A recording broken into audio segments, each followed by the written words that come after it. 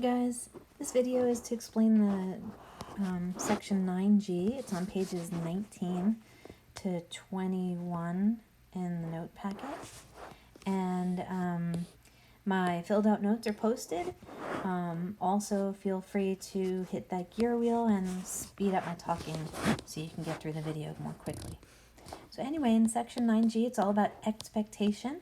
And there are 3 different frameworks to go over, so it's chunked up into 3 parts. So part 1, right here. If there are n trials in an experiment, and the event has a probability p of occurring in each trial, then the number of times we expect the event occurs is n multiplied by p. So my first equation, if you will, is E is found by multiplying n times p. So in each of these scenarios, we're going to need the number of trials and a quick probability either stated in the problem or it's quick for us to figure it out based on our prior knowledge from other sections. So problem 1, a goalkeeper has a 3/10 chance of saving a penalty attempt. How many goals would he expect to save from 90 attempts? So if we follow E equals n multiplied by p, there are 90 attempts, 3 in 10 chance of saving any one of them. So we would expect 27 saves. Next, number 3. If 3 coins are tossed, what's the probability that they're all heads? So this is something we would have learned in a previous section. I can apply a multiplication rule for independent events and just do p heads times p heads times p heads and answer 1/8 for that. So now in part B, if I repeat this process 200 times, flipping 3 coins into the air, how many occasions would I expect them all to fall heads? So if I do this 200 times, and I expect 3 heads 1/8 of the time, well then my answer there is 25 times. Last problem. If 2 dice are rolled 180 times, how many times would I expect to get a double? So now remember, I need lowercase p here. I need the probability of getting doubles. So if I'm going to map this out with a 2 dice sample space, I'm going to use a grid. And in this grid, you can see that there are 36 possible outcomes when you roll 2 dice. So then once this grid is completed, it will be very simple for you to see what the chance is of rolling doubles when 2 dice are rolled.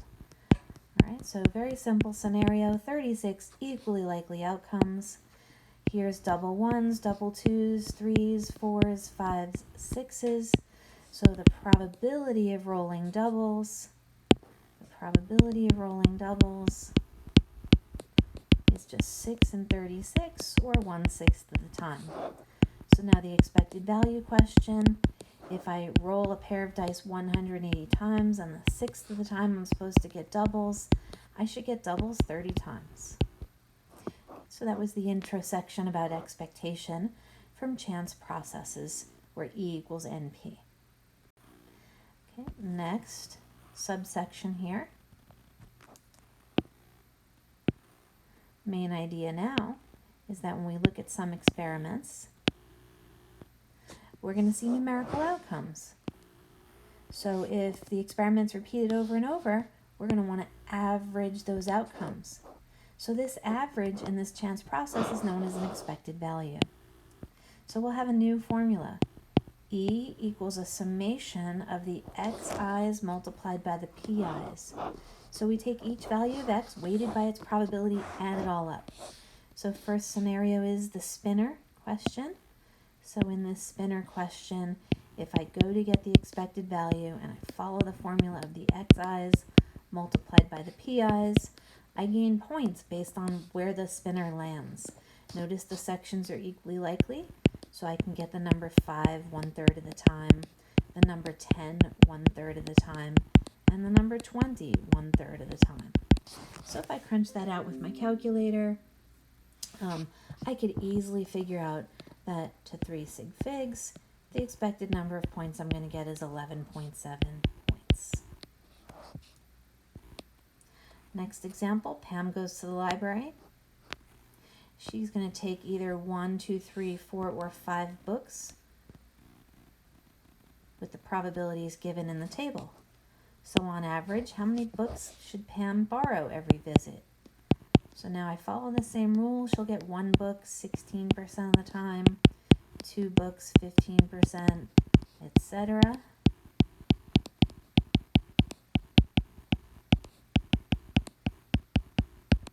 So if I do the math there, I get 3.13 books. Now I know you can't have 0.13 of a book, but when you average something, it's okay to leave the average as a 3 sig fig answer, because I'm just saying on average, after many trips to the library, on average I take out 3.13 books. All right, now we have Lachlan, who's going to pick a ball out of a bag. There's 5 red ones, 2 green and 1 white. He then gets lollies from the jar. On average, how many lollies does he get? So because I know E is found from summing the xi's times the pi's, I'm going to add those probabilities just from the stem of the question. So if there are 5 red balls in a jar with 8 balls, 5/8 red, 2/8 green, 1/8 white. So I take 4 times 5/8 plus 6 times 2/8 plus 10 times 1/8. Right? And if I leave it in fraction form, I get 42/8, or on average 5.25 lollies. Okay, that was the second subsection. And the third one is, this is the one where we spent the most time in class. It was about fair games.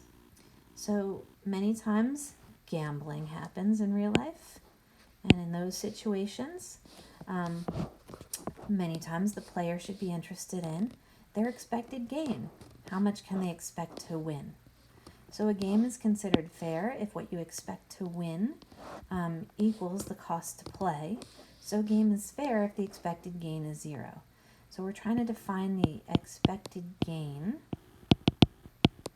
as the expected payout minus cost to play.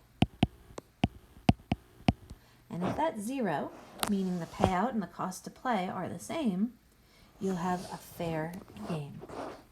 All right, so we have a man rolling a die, just 1. What's the expected return from 1 die if you win the number of euros on the face that lands up? Okay, so this would be the previous section's part G2 that helps us get the answer to part A. So the expected value of 1 roll of the die would be, we win €1 1/6 of the time, €2 1/6 of the time. I'm just going to put ... plus €6 1/6 of the time, and you can figure out that this would be 3.5 euros. So now part B, what's the expected gain if it costs $4?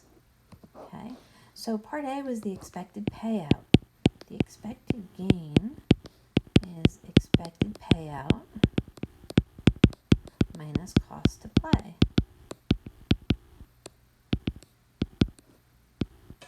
All right, so if we pay out 3.5 euros, but we charge you $4 to play, we have a negative 50 cents. So on average, you lose 50 cents per roll, or half a euro. So don't advise playing the game. And a game where you're going to lose money on average is not a game you should play. All right, next question talks about a roulette wheel. So in a roulette wheel described, if you're going to bet on the color red, and a roulette wheel is described as having 18 red slots, 18 black slots, and 1 green one, the expected payout on an even money bet is $2 plus $2 makes my payout $4, 18 out of 37 times. And then the payout is 0 the other 19 out of 37 times. So that's $1.95 on the payout on average.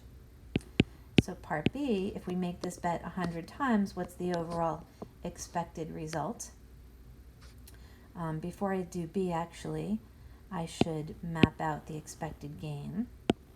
So if I map out the expected gain on any one bet, if it costs me $2 to play and $1.95 is the payout, you can see, did that backwards, back up.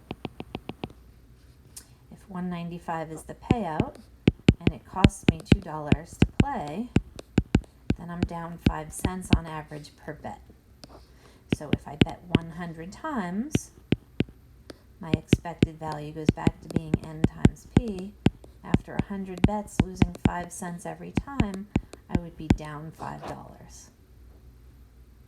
Okay, final two examples.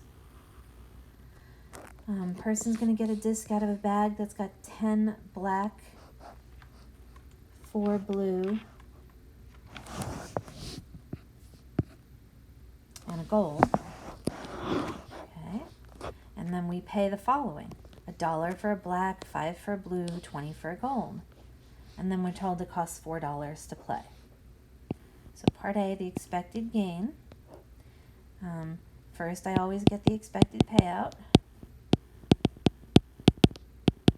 So I'm going to get $1 for a black one. That'll happen 10 and 15 times.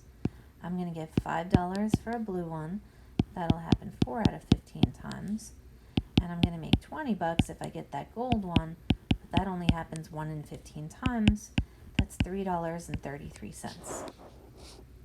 So then the expected gain is that $3.33 minus the $4 to play. So I'm down 67 cents each time I play this game. So then part B, this is an interesting question.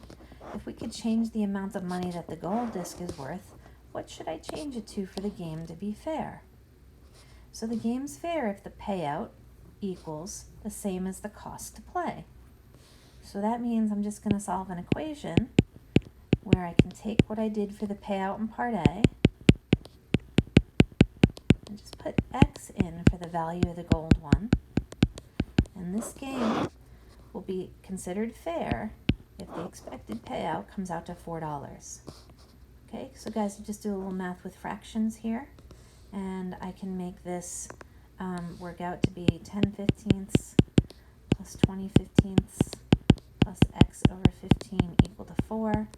If you multiply through by the 15, you'll end up with 30 plus x equals 60. Solve for x, and you make $30 for the gold. Alright, I think the video's been long enough. We don't need one more example of this with the Lucky 11 game. So hopefully that's enough for you to do worksheet number 3, which needs you to work on material in sections G, H, and I. That was G.